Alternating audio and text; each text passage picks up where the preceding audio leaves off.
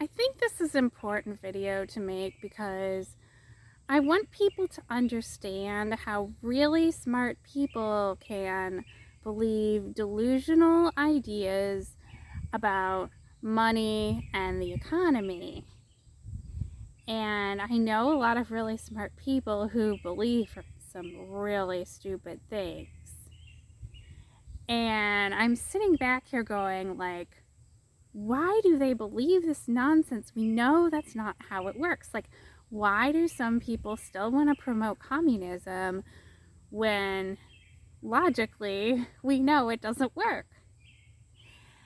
And so I really want to shed some light on this topic because I definitely think it's essential in terms of understanding economies and how they can get seriously messed up.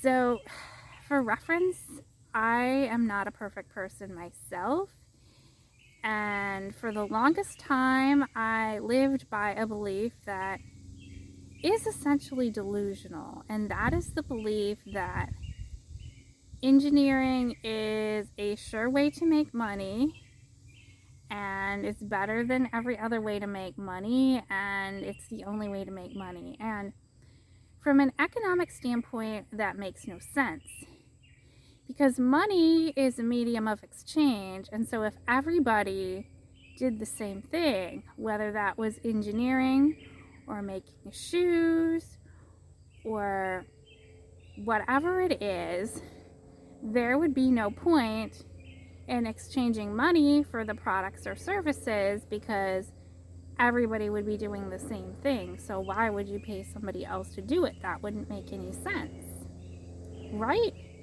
Because that's what the economy and money exchange is about getting something different from somebody else that you don't make yourself, or that you don't do as much of it yourself as that other person is doing. So when we come up with ideas like there's only one way to make money or one certain way to make money, that says a fundamental misunderstanding of how economies work.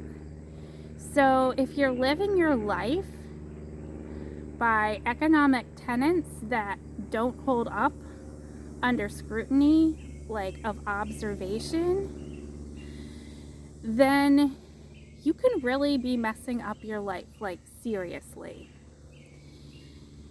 And the question is, where do these messed up ideas come from, and why do people still believe them even though they know they're false? And the reason people still believe them is because somebody tells them these ideas and is very emotional and is very certain, and they have some kind of a emotional attachment to the person who said the thing. And this is how demagogues and dictators take power, because they use that emotional language to talk to people and convince them of things that aren't real. And so instead of sitting back and observing how things actually work, people start believing this overly emotional person who's very good at rhetoric and very good at convincing people using these emotional tones. And so what I want everyone to do after watching this video is to think about where in your life you may have been convinced by somebody being overly emotional about something when it conflicted with your observed reality. I want everyone to do this. And I hope that will give you something to think about.